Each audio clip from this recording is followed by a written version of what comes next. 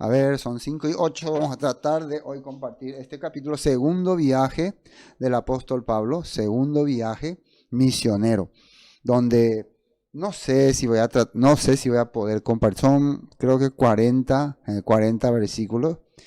Y puede ser que compartamos todo. Y de lo contrario, si no lo vamos a compartir todo, vamos a hacer una segunda parte. Entonces vamos a hacer Hechos 16, 1 al 40, parte 2. Depende de dónde nos quedamos, ¿no? Vamos a tratar de compartir todo. Hechos, capítulo 16. Ya el capítulo 15 vimos el concilio de Jerusalén, la respuesta que dieron, los decretos que se estableció, y al final fueron a predicar en Antioquía nuevamente, Antioquía de Siria. Hubo tal desacuerdo entre ellos que se separaron, dice, había terminado con la separación de Bernabé, y Bernabé dice que tomando a Marcos navegó a Chipre, y Pablo, escogiendo a Silas, salió encomendado por los hermanos a la gracia del Señor, y pasó por Siria y Cilicia confirmando las iglesias. Estuvieron haciendo un viaje. Ahí arrancó entonces el segundo viaje misionero. Ya en el capítulo 15, 41, arrancó el segundo viaje misionero del apóstol Pablo y continúa en el capítulo 16, donde aparece un personaje importante llamado Timoteo. Timoteo acompaña a Pablo y a Silas. Después, dice el versículo 1, capítulo 16, llegó a Derbe y a Listra. Son ciudades que están allá al norte, ¿no? De Siria. Yo ya las pasadas envié el mapa, ustedes pueden verificar. Y aquí había cierto discípulo llamado Timoteo. Atiendan bien acá que dice, había cierto discípulo. Tengo mi marcador ahí en verde. Cierto discípulo. O sea, Timoteo era un discípulo ferviente de este camino. Hijo de una mujer judía, creyente. Hijo de una mujer judía. Atiéndame, mujer judía creyente. O sea, que cuando habla de creyente quiere decir que también seguía a Yeshua. Pero de padre griego. Y esta palabra griego, cuando nosotros vemos en la Biblia, en el griego, es la palabra Helen, que se traduce como heleno o helenista. Y era más que una nacionalidad, era una cultura. Era un tipo de cultura que tenían la gente de aquella época. Y eso es muy importante entender, porque así podemos darnos cuenta que el mensaje que los apóstoles estaban llevando está precisamente dirigido para aquellos que los profetas anunciaban, que eran los israelitas perdidos entre las naciones, y que se habían asimilado a culturas como la griega, como la romana, como la persa y otras culturas más. Ahora la nota 1. Hechos 16:1 dice, Pablo fue primero a Derbe y luego a Listra, donde había un discípulo joven llamado Timoteo. Su madre era una creyente judía, pero su padre era griego. En realidad era Gele, esta es Gele, la palabra Gele, helenista. Probablemente la palabra Gele también tiene un significado de gentil, pero un gentil culturizado, o sea, alguien que tiene una nacionalidad pero adquirió una cultura. No sé si me están captando. No es que es una nacionalidad, no es que hay una nación griega y son nacidos ahí, no. Entonces, probablemente esto se refiere a judíos, porque estamos en el ámbito judío, que adoptaron la cultura helenista, griega. Entonces, el papá de Timoteo seguía y practicaba la cultura griega, pero probablemente era judío. Pero su mamá, fíjense que era judía creyente, era judía, seguía las prácticas judías. Cuando dice judía, quiere decir que aceptó todas las prácticas judías, pero creyente, probablemente aceptó a Yeshua también, creía en Yeshua, o en el mensaje dado por Yeshua. Bueno, Juan 7:34. Esto es importante porque acá también menciona algo sobre los helenistas. Ya en la Biblia hablan algo sobre los helenistas, que serían los judíos que están dispersos, que están esparcidos, a quienes hay que ir a rescatar, hay que ir a anunciar la palabra del mensaje. Bueno, Juan 7:34 dice, me buscaréis y no me hallaréis. Y a donde yo estaré, esto Yeshua cuando estaba hablando con los judíos, referente a sus corazones, ¿no? Y no me hallaré. Y donde yo estaré, vosotros no podréis venir. Así les dice, ¿no? Entonces los judíos le dijeron entre sí. Los judíos dijeron entre sí, perdón. ¿A dónde se irá este que no le hallaremos? ¿Dónde es lo que se va a ir que no le vamos a encontrar? Dice. Se irá a los dispersos, atiendan bien ahí, entre los griegos. ¿Y cuál es esta palabra griega nuevamente? La palabra helen, helenista. Helen. En el griego, ustedes van a la traducción, ya les expliqué cómo, ¿no? Buscan la Biblia interlineal, van a la traducción griega, y ahí donde está la palabra griego, aparece Helen. ¿Y qué es Helen? Helenista. ¿Y qué es helenista? No es una nación, no es una nacionalidad, es una cultura, es una forma de ser. Tienen metodología. Y miren, dice, irá a los dispersos, se irá a los dispersos entre los helenistas y enseñará a los helenistas. O sea, ¿será que Yeshua nos va a dejar a nosotros, los judíos tradicionales, observantes, y va a ir a esos judíos que perdieron su nacionalidad? O sea, ellos proféticamente están diciendo el mensaje, o sea, la profecía sobre lo que Yeshua tenía que hacer. Y sí, Yeshua personalmente no iba a ir, pero para eso iba a enviar a sus discípulos, sus talmidín. ¿A qué? A buscar a los judíos dispersos entre los helenistas. Y ahí está apareciendo uno ya, Timoteo, que es un helenista. Helen dice. Helen, ¿no? ¿Qué son los judíos helenistas? Los helenistas son los judíos griegos criados fuera de Israel. Hablan griego y traen costumbres, actitudes y educación de aquellos que viven en la diáspora. El influjo de los helenistas fue mucho mayor que el de los otros grupos nacidos en Jerusalén después de la Pascua. O sea, ellos empezaron a tener más poder, más, ¿cómo se puede decir? Más trayectoria, ¿no? Tenían mucha fuerza, eran mucha gente. Timoteo es un nombre propio, masculino, de origen griego. Su nombre es griego. En su variante en español, deriva del nombre griego Timauteos. Ahí está en griego cómo se escribe. Timauteos. Su significado es aquel que siente amor o adoración a Elohim. Fíjense que puede haber dos razones por las cuales se llama Timoteo. Una, porque sus padres le ponen el nombre Timoteo. Otro, porque después de ser grande, él vive una vida de amor y adoración a Elohim. Entonces, por eso generalmente se te llamaba de acuerdo a cómo vos vivías. A eso se le dice nombre, Shen. Nombre, cuando habla la Biblia de nombre, es cómo vos sos, cómo vas a actuar, y con eso se te identifica. Bueno, se está entendiendo este punto, ¿no?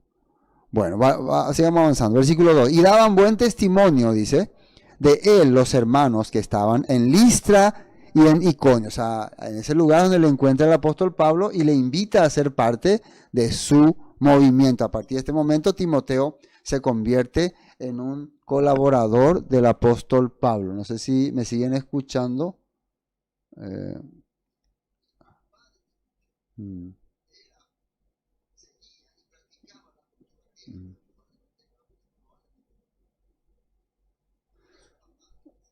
Bueno, quiso Pablo que éste fuese con él y tomándole le circuncidó por causa de los judíos que había en aquellos lugares, porque todos sabían que su padre era helenista. ¿Qué quiere decir helenista?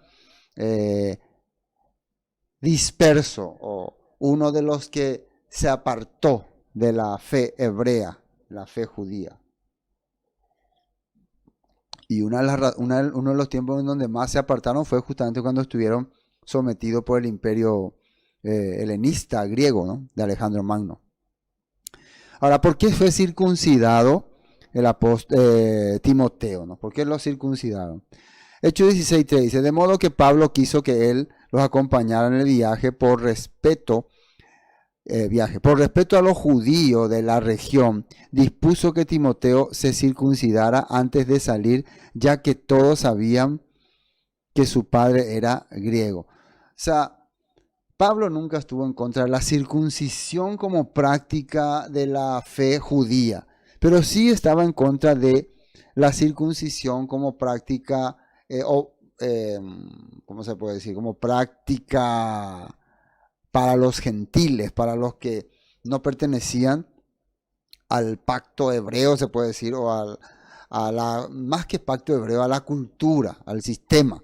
Porque en un punto acá no es que él les quiera hacer entender a la gente que él se está circuncidando para ser salvo, ¿no? Él ya al ser creyente, al tener la fe en Yeshua junto a su mamá, él ya es salvo. La palabra salvo significa ya forma parte del ministerio. Pero más bien, desde mi perspectiva, ¿no? Eso, desde mi perspectiva, Pablo lo que quiere es que él tenga la preparación, o si no el requisito, se puede decir, de poder llevar este mensaje entre los judíos, porque para ellos era algo muy importante y por eso quería circuncidar y le circuncidó, para que pueda participar de una forma más estricta posible. Esto es muy importante porque esto se utiliza muchas veces para hacer entender, una persona que no está circuncidado no puede pertenecer al movimiento de Yeshua. Acá no tiene nada que ver el movimiento de Yeshua. Fíjense que ahí dice, por respeto a los judíos de la región. Ustedes pueden decir, pero Pablo, ¿por qué haría eso? ¿Acaso no tiene la fe? Bueno, ese fue su pensamiento en aquel momento. Y la Biblia nos muestra muchas veces que los hombres hacían cosas también para, en ese momento, desarrollar su ministerio de la forma que ellos creían conveniente. Eso hay que entender muy bien. Nosotros hoy en día tomamos muchas veces decisiones y muchas veces estamos convencidos de que el Todopoderoso es quien nos está guiando, pero muchas veces esas decisiones que hemos tomado no funcionan, no salen, y ahí podemos darnos cuenta, tal vez no era la mejor decisión que tome. ¿Ocurre o no ocurre? O me dirán que todas las decisiones que toman son inspiradas por el Rúa y todas son perfectas. Bueno, aquí podemos decir que el apóstol Pablo circuncida a Timoteo probablemente para agradar o para, acá dice la palabra, por respeto. Quiere decir que él tenía, a pesar de todo, era un buen judío y seguía fielmente las reglamentaciones judías, pero eso no tenía nada que ver con la salvación. Ahora, ¿quién era este personaje Timoteo? En 2 Timoteo 1:3, Timoteo, Pablo le escribe así, Timoteo, doy gracias a Elohim por ti, al mismo Elohim que sirvo con la conciencia limpia, tal como lo hicieron mis antepasados. Día y noche te recuerdo constantemente en mis oraciones. Fíjense cómo Pablo se está refiriendo a Timoteo. Tengo muchos deseos de volver a verte, porque no me olvido de tus lágrimas cuando nos separamos. Y me llenaré de alegría cuando estemos juntos otra vez. Me acuerdo de tu fe sincera, pues tú tienes la misma fe de la que primero estuvieron llenas tu abuela Loida y tu madre Eunice. Esto prueba de que Pablo conoció a la señora Loida, a la hermana Loida y a la hermana Eunice. Y sé que esa fe sigue firme en ti. Entonces Pablo entiende que estas mujeres fueron mujeres fieles a la palabra, fieles a la enseñanza, y esa fidelidad que tuvieron ellos a la palabra fue transmitida a Timoteo. Y sé que esa fe sigue firme en ti. Por esta razón te recuerdo que avives el fuego del don espiritual que Elohim te dio cuando te impuse mis manos. Pues Elohim no nos ha dado un espíritu de temor y timidez, sino de poder y amor y autodisciplina. Entonces esa es la forma que Pablo se está dirigiendo a su discípulo Timoteo. Bueno, vamos a avanzar porque tenemos que continuar. Y al pasar las ciudades le entregaban las ordenanzas que habían acordado los apóstoles y los ancianos que estaban en Jerusalén para que la guardasen. Esta palabra ordenanza es la palabra dogma, o sea, esto no es Torah, Esto es lo que ellos habían establecido para que sea la base de los creyentes que estaban viniendo a la fe hebrea. Algunos creyentes eran judíos helenizados, y dentro de los judíos helenizados también se iban acercando algunos ya griegos netos, o sea, gentiles netos. Veamos qué tipo de reglamentaciones eran. Hechos 16:4. Luego fueron a la ciudad enseñando a los creyentes que siguieran las decisiones tomadas por los apóstoles. Decisiones tomadas por los apóstoles, no es Torah. Y los ancianos de Jerusalén. ¿Cuáles fueron esas decisiones? Hechos 15:20 aparece, ¿no? Sino que se les escriba que se aparten de las contaminaciones de los ídolos, de fornicación, de ahogado y de sangre. Porque Moisés desde tiempo antiguo tiene en cada ciudad quien lo predique, ¿dónde? En la sinagoga, donde es leído cada día de reposo. ¿Qué significa esto? Le está recomendando que se aparte de fornicación, de idolatría y de sacrificios mal hechos, y muchas veces sacrificios en rituales.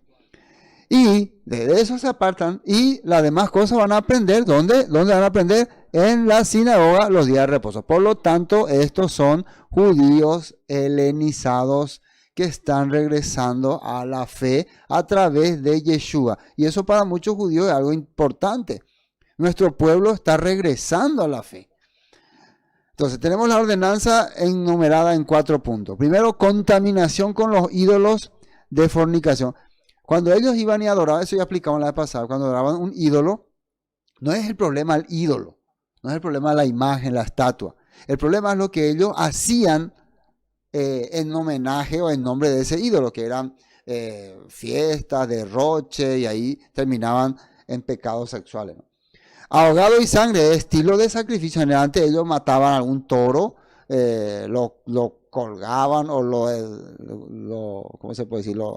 Le estrangulaban y después derramaban su sangre y tomaban su sangre. O sea, todo esto se trata de rituales que ellos practicaban, que estaba muy mal para uno que estaba teniendo la fe en la fe en la Torah y en el maestro Yeshua. Entonces, si ellos querían seguir estas prácticas de seguir la Torah y al maestro Yeshua, entonces por lo menos tienen que dejar estas cosas, así le está diciendo. Y reunirse en la sinagoga los días sábados. Esto también entra en ese mandato. Entonces, vemos que estas son las reglamentaciones que se le está dando. Entonces, al reunirse en la sinagoga, ¿qué significa? Aprender Torah. Porque ¿qué se aprendía en la sinagoga? No se aprendía Trinidad, no se aprendía rapto, no se aprendía divinidad, triple divinidad ni nada. Se aprendía Torah, obediencia a la Torah, profetas. ¿Y qué día? Los Shabbat. Los Shabbat, no los domingos, los Shabbat. Bueno, esto era lo que Pablo estaba llevando a confirmar a las demás iglesias, acompañado de Silas y ahora con Timoteo. Así que las iglesias, las Kehilá, eran confirmadas en la fe y aumentaban en número cada día. Atiendan bien una cosa muy importante. De acuerdo a este orden, ¿qué es lo que tenía que aumentar primero? ¿El número o la fe? Dicen, las iglesias eran confirmadas en la fe. Una vez confirmadas en la fe, aumentaban en número cada día. Entonces, ¿qué es lo que importa para nosotros primeramente? Que podamos ser fieles a la palabra. Porque, ¿qué les parece? Nosotros aumentamos de número de miembros, de seguidores, pero no aumentamos la fidelidad a la palabra, la fidelidad a la escritura. Esos números son invisibles, son falsificados. Lo que hoy en día vemos en muchas denominaciones, cantidad de personas que no conocen, no entienden, no saben nada de la palabra, pero están ahí. Entonces, importante, por eso Pablo visitó las congregaciones, tenemos muchas congregaciones, vamos a visitar y vamos a confirmarle de que están siguiendo la fe que está establecida en la Torah y que enseñó el maestro Yeshua, y ahí aumentaba el número cada día. Bueno, una vez hecho esto, miren lo que pasa en el versículo 6. Y atravesando Frigia y la provincia de Galacia, recuerdo, hacia el norte, ¿no? Hacia el norte, les fue, esto voy a explicar bien detalladamente. Miren, les fue prohibido por el Espíritu Santo hablar la palabra en Asia. Les fue prohibido, dice. ¿Cómo el Espíritu Santo puede prohibir hablar la palabra?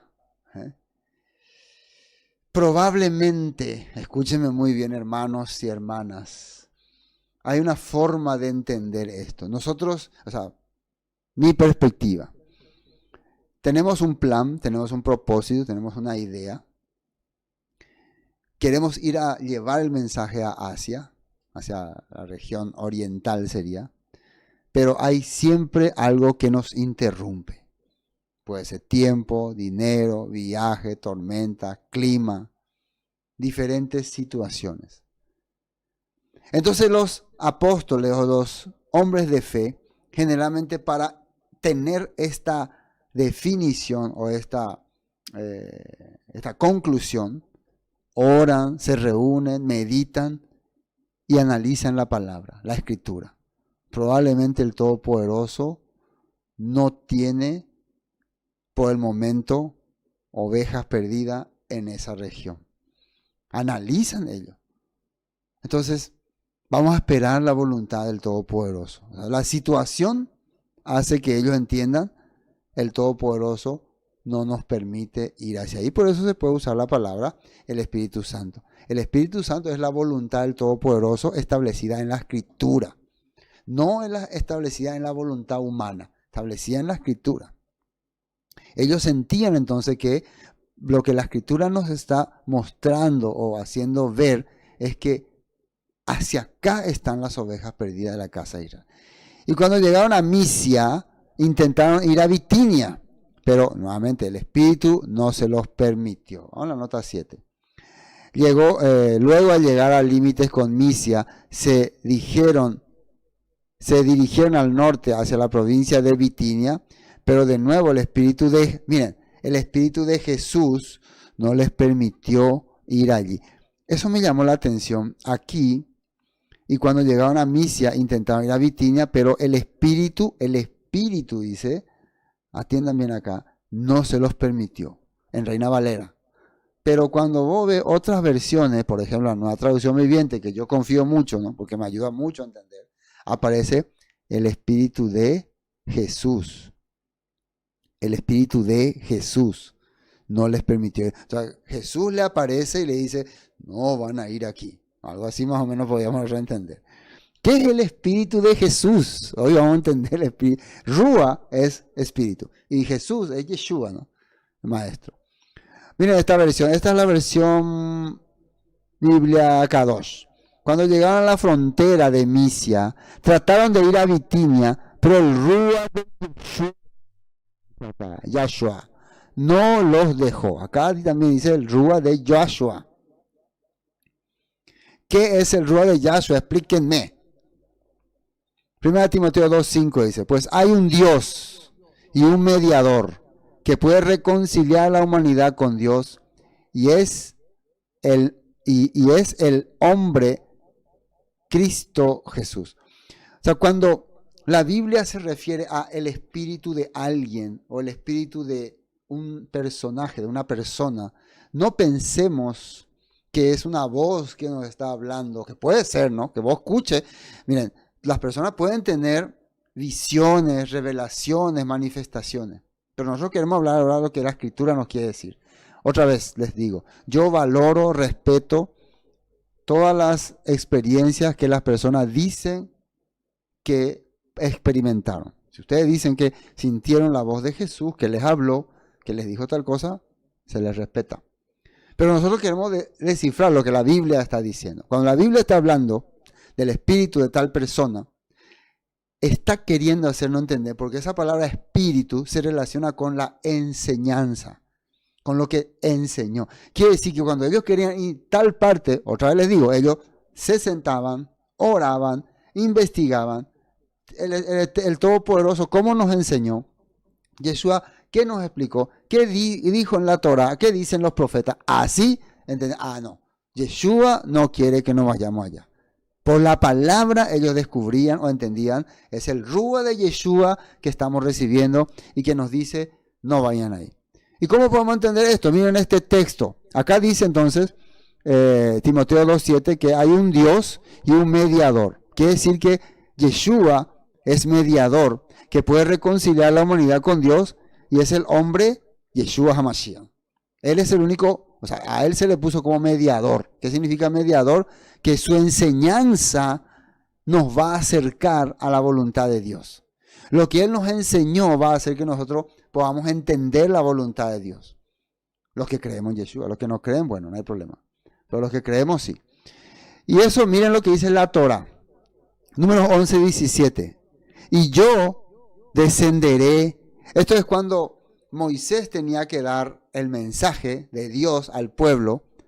Pero después Dios le dice, voy a ayudarte, voy a darte una pequeña ayuda. Yo descenderé y hablaré allí contigo y tomaré del espíritu que está en ti. Miren, el Todopoderoso le está diciendo a Moisés que va a tomar del espíritu que está en él y pondré en ellos, son los jueces, los 70, ¿no? Y ellos llevarán contigo la carga del pueblo y no las llevará tú solo. O sea, Moisés tiene un espíritu, dice, ¿cuál es el espíritu de Moisés? Claro, todo lo que el Todopoderoso le enseñó y le dijo que tiene que hacer y que es la voluntad de Dios. Por eso la gente cuando quería saber cuál es la voluntad de Dios, venía y le preguntaba a Moisés, Moisés, ¿cuál es la voluntad de Dios? Y Moisés le decía porque él había escuchado. Pero ahora el Todopoderoso también, esa voluntad que puso en Moisés va a poner en ellos, los va a transmitir para que ellos también sepan cuál es la voluntad de Dios. Y eso tiene que relacionarse con todo lo que está en la Torah. Ezequiel 34:11 dice así, esto dice el Señor soberano, yo mismo saldré a buscar a mis ovejas y las encontraré.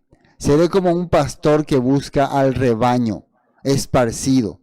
Encontraré a mis ovejas y las rescataré de todos los lugares por donde quedaron esparcidas. Ese día oscuro y nublado, las sacaré de entre los demás pueblos y naciones y las traeré de regreso a casa, a su propia tierra. Las alimentaré en las montañas de Israel, junto a los ríos, en todos los lugares habitados. Esto porque es importante, porque hay una escritura en Ezequiel que habla que el Eterno, si ustedes leen todo el 34, dice que le va a sacar la autoridad a los pastores, a los profetas falsos, y él mismo va a ir a recuperar a su oveja. ¿Cómo va a hacer esto? Claro, yo no leí todo acá, pero si ustedes leen todo el capítulo 34, dice que va a aparecer un príncipe que será del linaje de David. Del linaje de David. Y a través de ese linaje, él va a ir y va a rescatar a su oveja. Y la va a traer de vuelta a su casa. Y ese linaje para nosotros es nada más y nada menos que Yeshua, quien fue que nos enseñó el mensaje del Eterno. Miren lo que dice Yeshua. Juan 10:14. Yo soy el buen pastor, conozco a mis ovejas y ellas me conocen a mí, como también mi Padre me conoce a mí. Y yo conozco al Padre. Mire, también mi Padre me conoce a mí y yo conozco al Padre. Así que sacrifico mi vida por las ovejas. Además tengo otras ovejas que no están en este redil. También las debo traer. Ellas escucharán mi voz y habrá un solo rebaño con un solo pastor. Esto mismo está escrito en el libro de Ezequiel 36, Ezequiel 37, donde habla de que el Todopoderoso juntará nuevamente a la tribu de Efraín y a la tribu de Judá y serán uno en su mano. Amén. Bueno. Juan 14:21. Los que aceptan mis mandamientos y los obedecen son los que me aman. ¿Y por qué me aman a mí? Mi Padre los amará. Y porque me aman a mí, mi Padre los amará a ellos. Y yo los amaré y me daré a conocer a cada uno de ellos. Entonces, ¿cómo nosotros, siendo ovejas descarriadas, podemos ser parte del redil del Mesías, de Yeshua? Los que aceptan, que dice ahí, mis mandamientos y los obedecen son los que me sirven. Y porque me aman a mí, mi Padre los amará. Porque amar, hermano, significa servir. ¿Y a quién le servir? Al que está enseñándote algo para que vos puedas ser bendecido. Y al ser bendecido, vos recibí el favor del Padre. Dice. Por eso el Padre te ama, te sirve. porque vos estás siendo bendecido por ese al que Él envió. Y yo los amaré, dice, los serviré y me daré a conocer a cada uno de ellos. Entonces, a través de los mandamientos, a través de la palabra, a través de las instrucciones, en tu corazón se va a manifestar el Mesías. ¿Por qué hoy en día muchos rechazan al Mesías?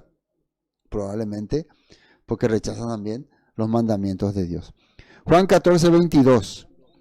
Judas, no Judas Iscariote, sino el otro discípulo con el mismo nombre, le dijo: Señor, ¿por qué te darás a conocer solo a nosotros y no al mundo en general? Le preguntaban. Yeshua contestó: todos los que me aman harán lo que yo diga.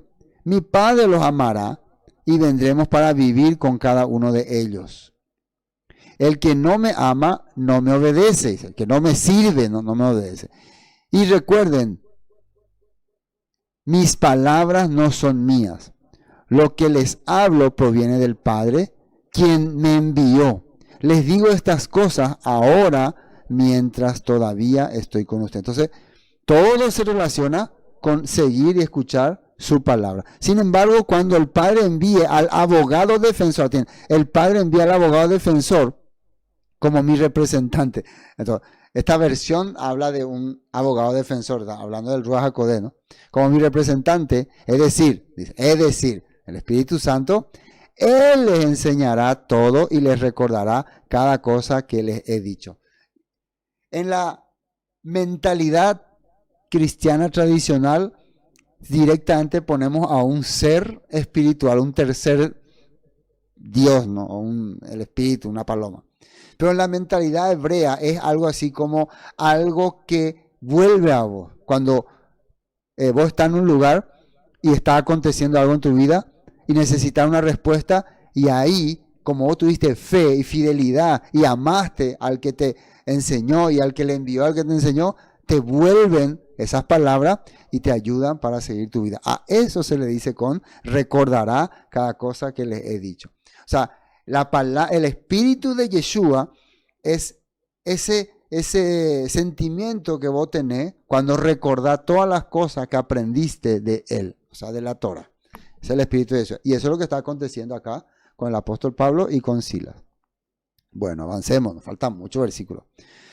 Y pasando junto a la Misia, descendieron a Troa y les mostró Pablo una visión de noche, un varón macedonio. Ahora miren, acá aparece otra cosa. Y le mostró a Pablo una visión de noche, un varón macedonio, porque ellos estaban en la región de Macedonia. Estaba en pie rogándole, diciendo: pasa a Macedonia y ayúdanos.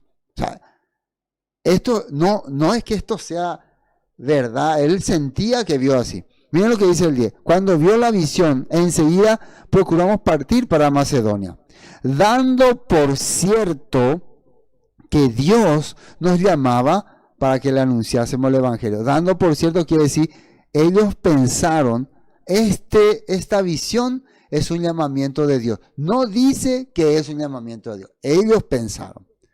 Ellos tuvieron esa idea. Y puede ser que sea así, ¿no? Pero es como para decirte que no, ellos no decían todo lo que es visión ya viene de Dios, no. Ellos probablemente sea una señal. Entonces, al irse allá van a saber recién si era o no verídica. Eso hay que entender muy bien, para que nosotros no nos engañemos por manifestaciones ni por cosas. Para ellos probablemente sea así. Y anunciemos el Evangelio. Vamos a la nota 10.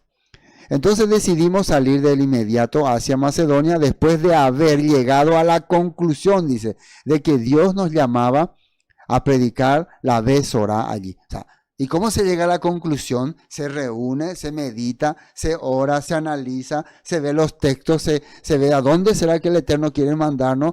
Entonces tenemos tal vez en sueño, ¿sabes? Si las noches soñé que un macedonio nos llamaba, dirijámonos hacia Macedonia, que está hacia el este, creo, no está hacia el oeste. Bueno, llegan a Macedonia. Zarpamos, pues, dice, de Troas, vinimos con rumbo directo a Samotracia, que nombre más raro, y el día siguiente a Neápolis, y de allí a Filipos. Finalmente llegaron a Filipos, donde estaban los filipenses, que es la primera ciudad de la provincia de Macedonia, la cabeza de la ciudad de Macedonia, y una colonia, dice.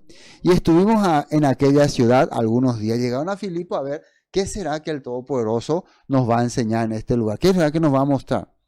Y miren, atiéndame acá. Y un día de reposo salimos fuera de la puerta, junto al río, donde solía hacerse la oración. Y sentándonos hablamos a las mujeres que se habían reunido. Esta palabra, donde se hacía la oración, es una palabra que significa, vamos a ver la nota, acá anoté.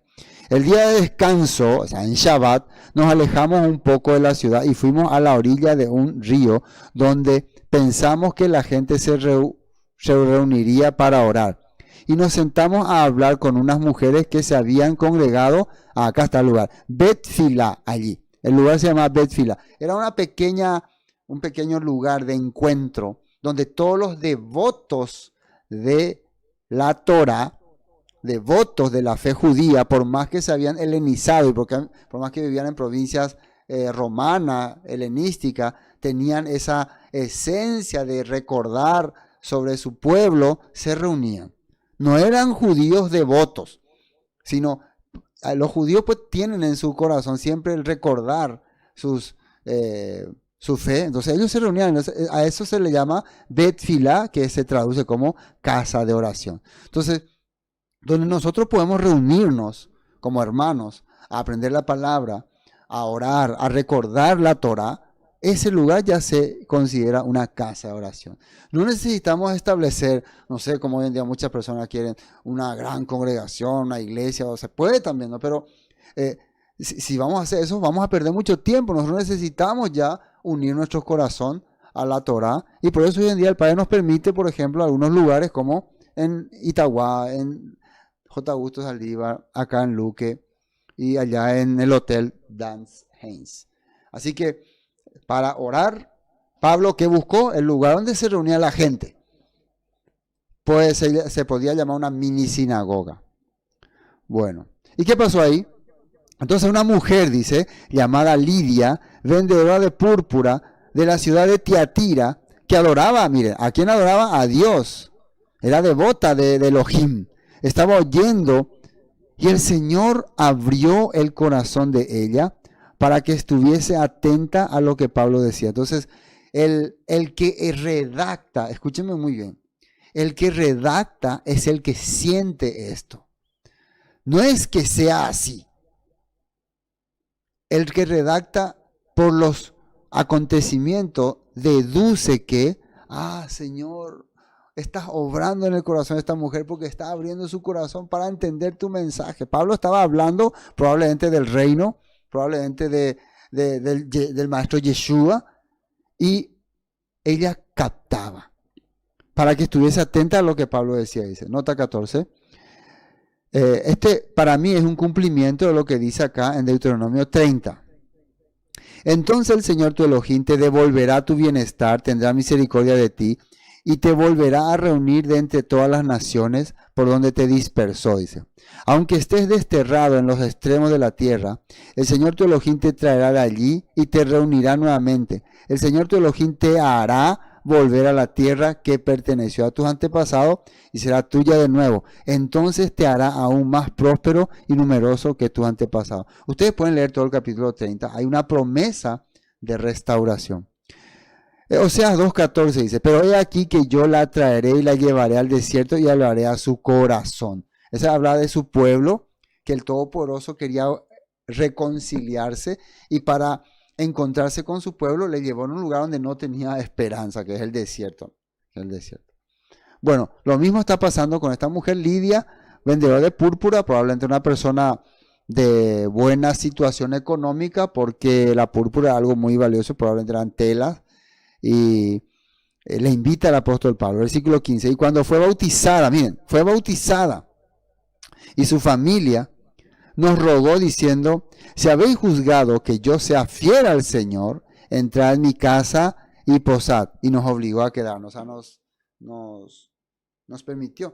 Bautizarse es pertenecer a esta comunidad, o sea, el bautismo representaba, a partir de ahora, quiero someterme a la enseñanza del maestro Yeshua y quiero ser parte de esta comunidad y quiero ser libre de este sistema, y simbólicamente ellos se sumergían en el agua.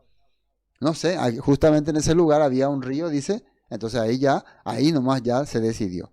Qué interesante, ¿no? Qué interesante. Nosotros también solemos practicar el bautismo, la tevilá, ¿no?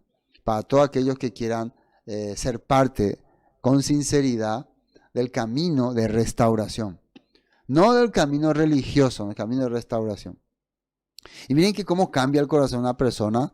Ya ellos no tenían dónde quedarse, ya les invitó a quedarse en su casa. Aconteció que mientras iban a la oración, nos salió al encuentro una muchacha que tenía espíritu de adivinación. Acá probablemente aquí nos vamos a quedar.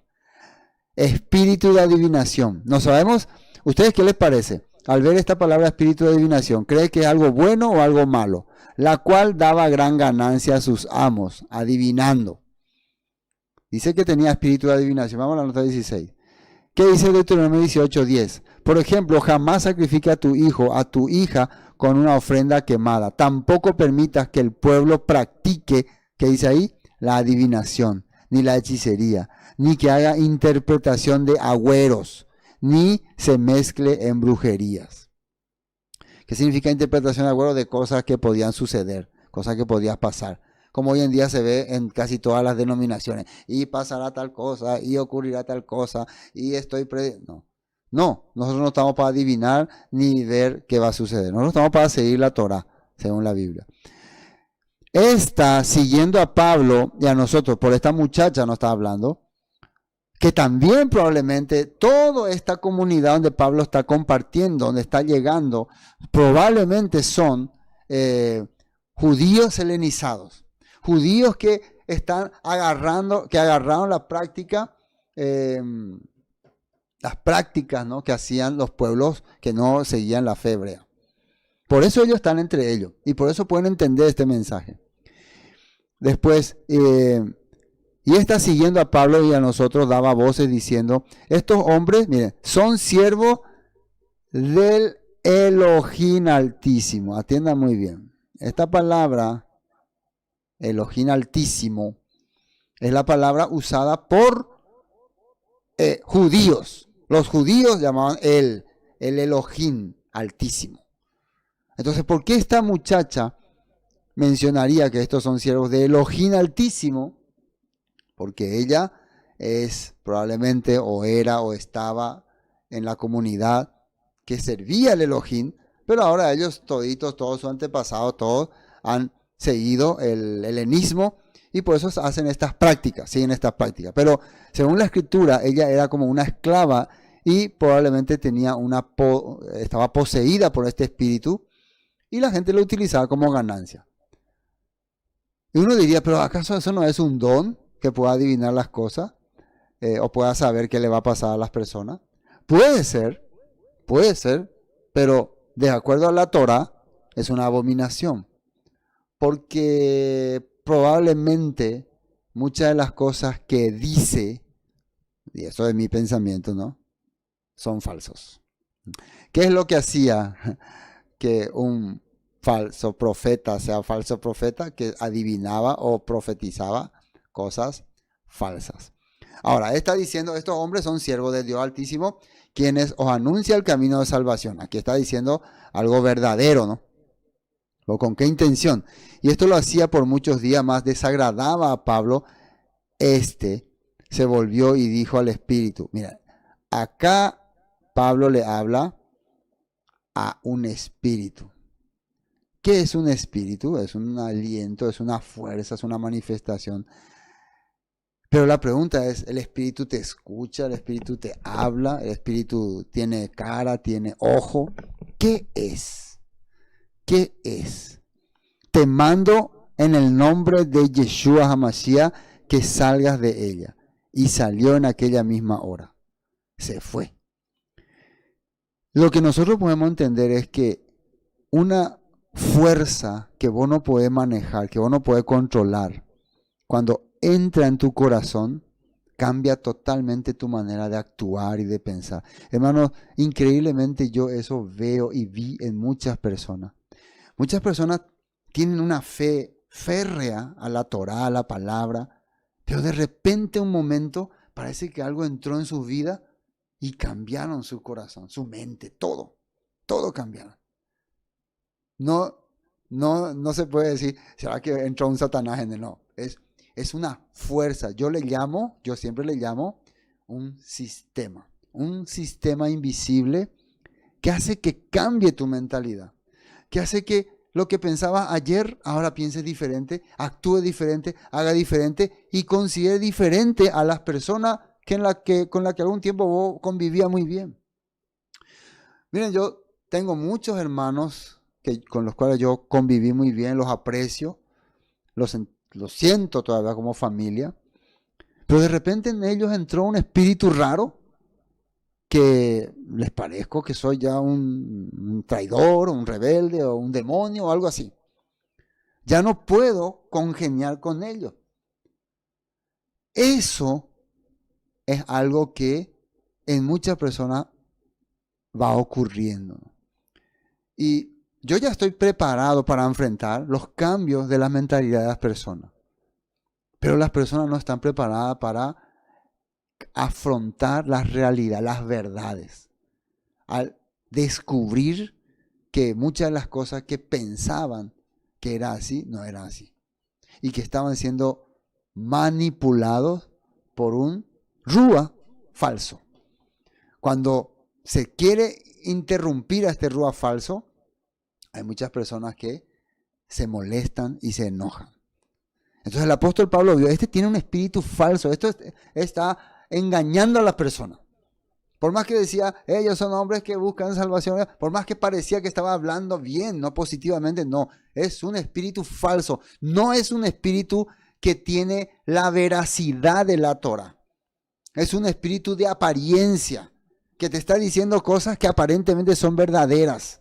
El Espíritu Santo tiene poder, el Espíritu Santo, la Trinidad, todas estas cosas que muchas veces te confunde o te hace pensar que así es, así Dios obra. En realidad no es así. Y eso Pablo estaba rechazando. Ahora, vamos a terminar con esto, porque probablemente de acá no vamos a pasar, pero no me voy a ir de acá.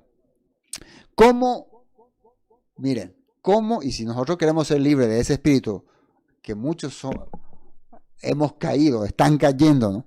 Si ustedes quieren ser libres de ese espíritu, si ustedes están sintiendo que hay una fuerza que está haciendo que cambie su mentalidad, que se estén yendo otra vez al sistema tradicional, que estén viviendo otra vez una forma como simple del evangelio, una forma común, que no es lo que la Torah dice, necesitan el nombre de Yeshua HaMashiach. En el nombre de Yeshua HaMashiach, reprendo a ese espíritu. ¿Así? Yeshua HaMashiach, fuera. ¿Ustedes creen que es así nomás?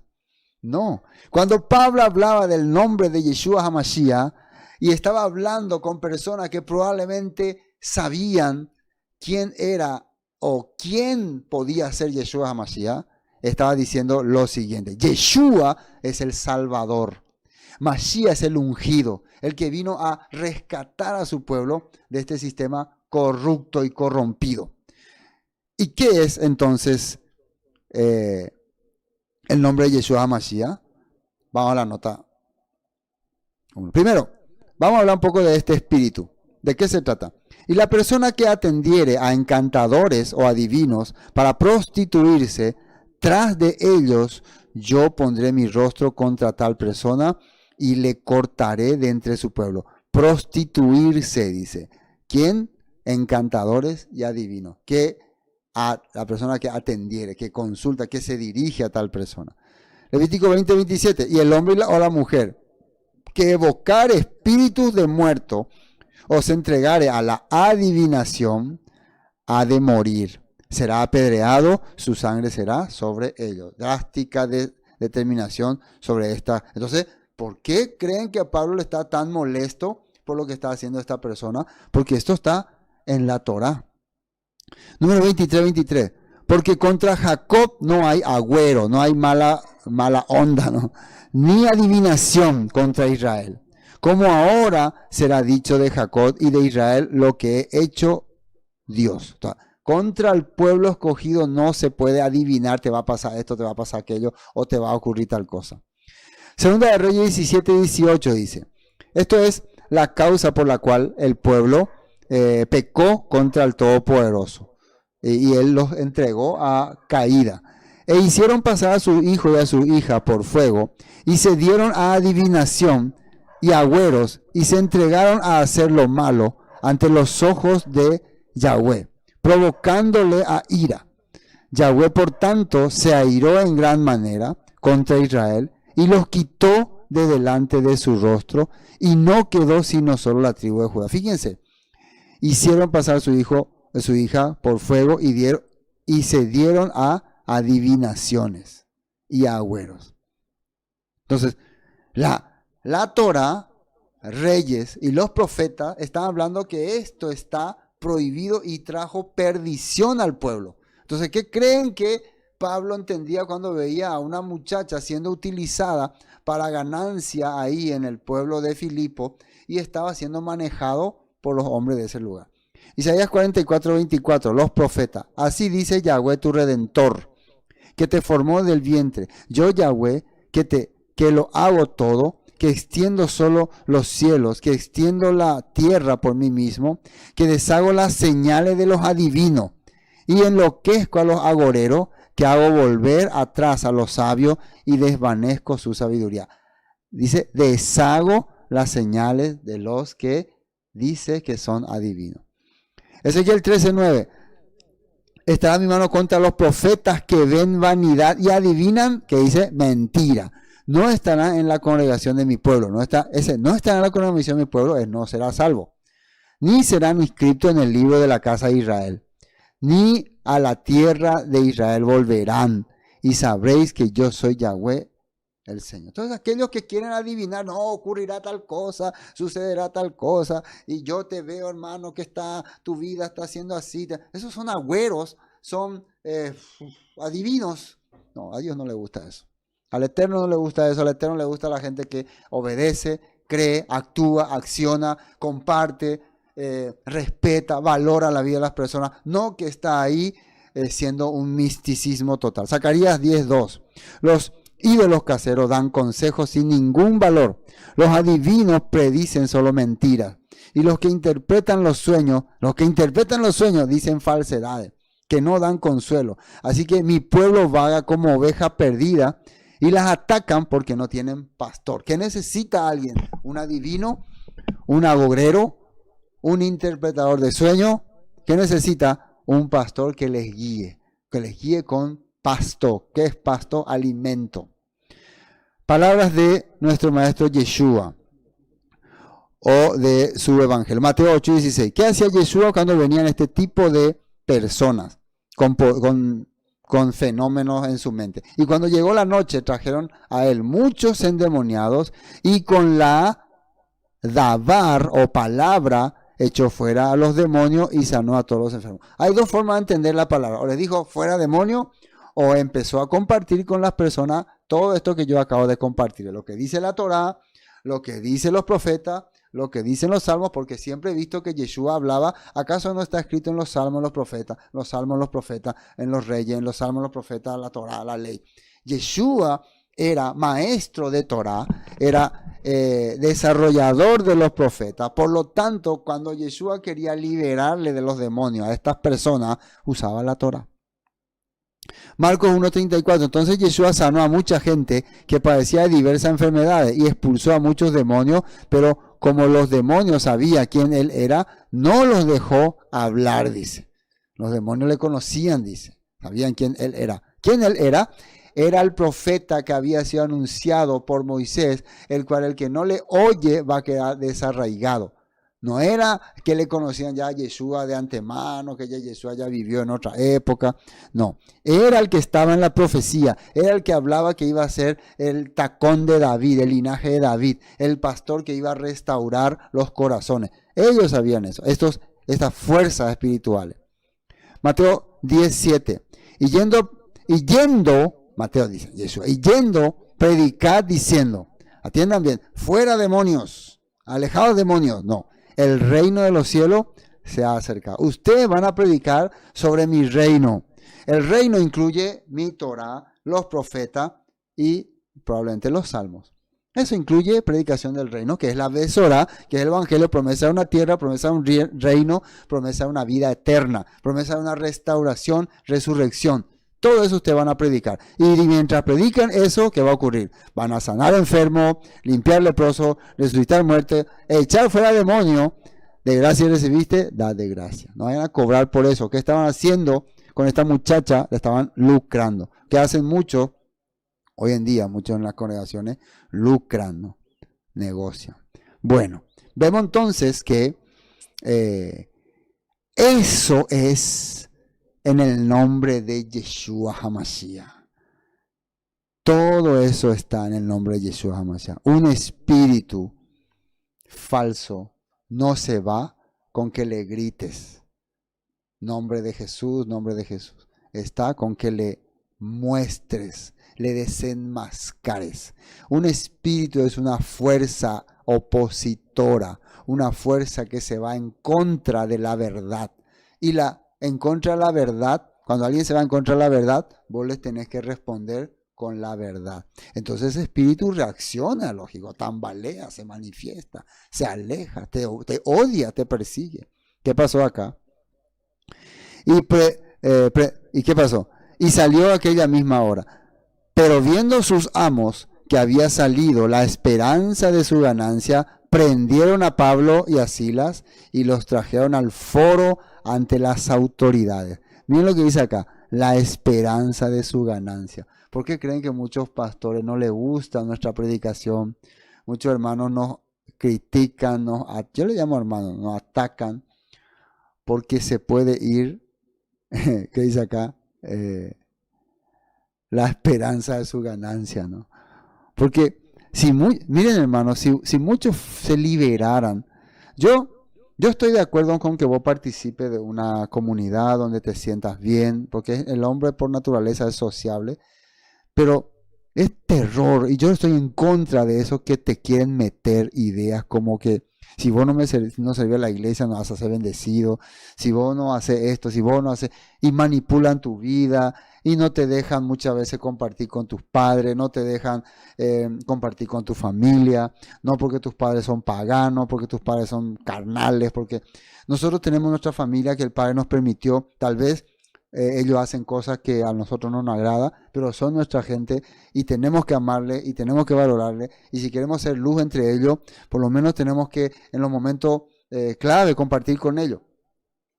Hay que saber cómo, hay que tener sabiduría, pero son nuestra gente y yo valoro mucho a mi gente y respeto a mi gente. Y sí, si tengo gente que hace cosas macanadas, no voy a participar con ellos, claro. Pero no porque, no sé, no tiene algún ritual que yo no tengo, ya los voy a tener en poco. Y eso es lo que a mí me choca, ¿no? Después que te obliguen a gastar cantidad de dinero para supuestamente servir a Dios y al final tenés que estar sirviendo a sus propósitos, de sus caprichos, que ni siquiera va en beneficio de alguna gente necesitada, eso sí a mí me choca. Y por eso predico lo que dice la palabra. Y si ellos están enseñando algo que es falso, voy a contradecirlo. Así simplemente. Bueno, y presentándole a los magistrados, dijeron: estos hombres, siendo judíos, alborotan nuestra... Ahí ellos ya le consiguen, cuando dicen judíos, ellos siguen una práctica diferente a la nuestra. Ellos también eran judíos, pero eran judíos helenizados, eran judíos que estaban siguiendo otra tendencia, judíos descarriados. Pero estos dos tipos sí son judíos netos, porque traen acá una enseñanza más. Miren lo que dice acá. Alborotan nuestra ciudad y enseñan costumbre, fíjense acá, costumbre que no nos es lícito recibir ni hacer, pues somos romanos. Miren, acá ellos se identifican como ciudadanos romanos y por lo tanto tienen que seguir las tendencias que Roma les da. Ellos se identifican así. Pero esto es para aprovechar nada más. Como decir, yo soy cristiano, soy evangélico y me enseñaron la Trinidad, me enseñaron esta forma, y yo no puedo cambiar mi mentalidad. Eso es igualito que muchas personas hoy creen, ¿no? Que yo ya sí aprendí y yo ya sí soy y yo me siento así. No, pero no es así. Y se agolpó el pueblo contra ellos y los magistrados, rasgándole la ropa, ordenaron azotarles con vara. Después de haberle azotado, muchos los echaron en la cárcel, mandando al carcelero que los guardase con seguridad. Al final, nuestros apóstoles y discípulos se quedaron en la cárcel. La pregunta es, ¿será que era la voluntad del Eterno que ellos hayan ido a Macedonia, a Filipo? Hasta acá están, por un lado, se encontraron con dos mujeres. Están rescatando a dos mujeres. Todavía no están encontrando al Macedonia ese que están buscando. Probablemente esta situación era para eso. Entonces muchas veces las situaciones difíciles, los momentos difíciles, son para encontrar la voluntad de Dios. Pero algunos hermanos cuando ven alguna situación ya difícil ya se van, se escapan. Yo he visto en las situaciones difíciles la voluntad de Dios. He experimentado en la situación difícil la voluntad de Dios. Y por lo cual estoy agradecido con las situaciones difíciles. Para mí, cada situación difícil es una oportunidad de encontrar la voluntad de Dios. No sabemos ahora, estamos en la cárcel, dice Pablo con Sila. ¿Qué estamos haciendo acá? Vamos a meditar si todo lo que estamos haciendo hasta ahora está bien o está mal. A ver qué dice el Todopoderoso. Shalom.